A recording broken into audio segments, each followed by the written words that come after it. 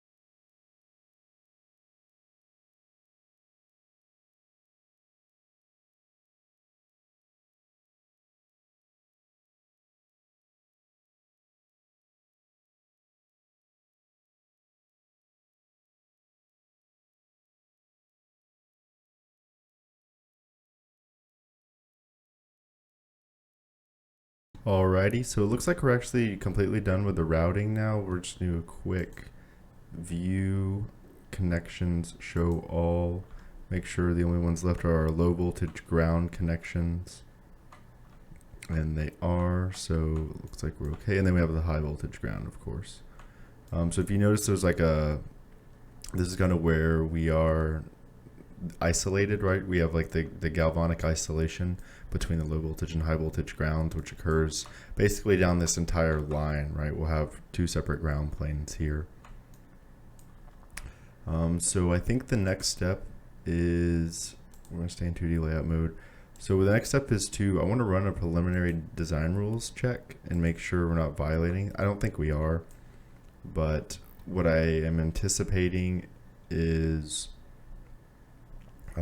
what I want to do is I'll do a preliminary design rule check, and then anything that's not related to these low voltage ground nets, or the grounding nets, I should say, I'll catch those first. That way I don't spend a lot of time, like I don't like pour a ground plane, see that it's wrong, pour it again, see that it's wrong, all that stuff. So yeah, let's see.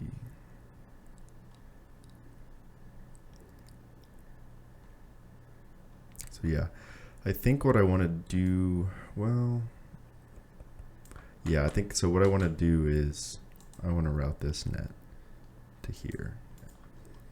That's something I want to do. So then we'll just put the ground plane, we'll attach it to like here or whatever. All right. So we're going to run a design rule check. We'll make sure that we don't have any preliminary problems, and then we'll pour the ground planes next. So let's just go design rules. Sorry, that's not what I want. I think it's tools, sorry. Tools, design rule check, but first I want to save it. So then we go tools, design rule check, run design rule check, and then we should get a bunch of errors. So it just says unrouted net constraint, high voltage, high voltage ground. Okay, here we go. Here's some good ones to check. So we have silk to solder mask clearance and silk to silk clearance, board outline clearance edge. We have to double check what this means. Oh, it looks like text is over the edge of the board. And then this is board outline clearance violation, board outline clearance between board edge and track. Let's see if we can double click what this means.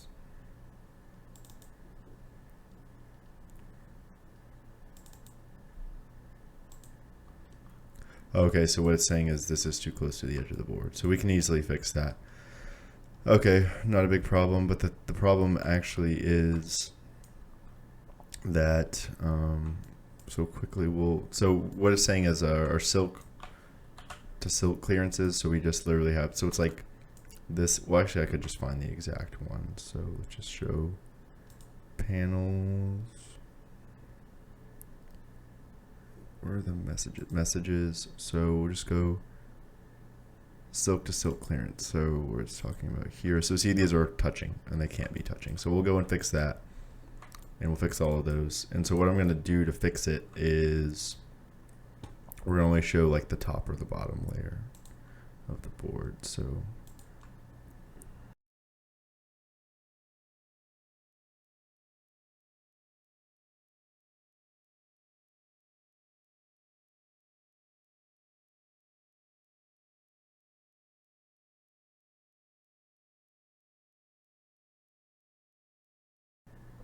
oh, another thing I want to comment is, so whenever you're doing these, make sure they're all facing the same way, right? They all need to be like justified. Like we don't want this one to be turned this way and then this one to be turned like this way or something like that, right? We want them to all be readable from the same direction.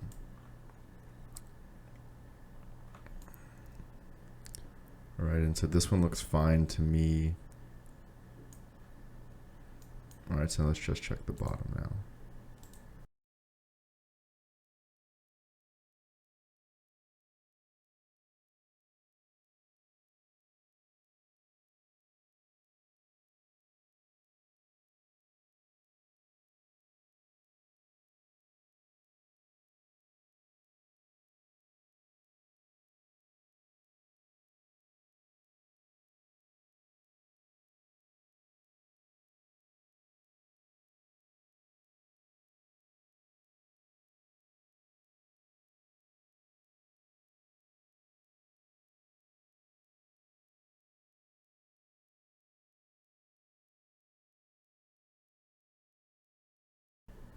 All right, so I think we fixed most of those errors. Let's do another design rule check. We should get rid of all of the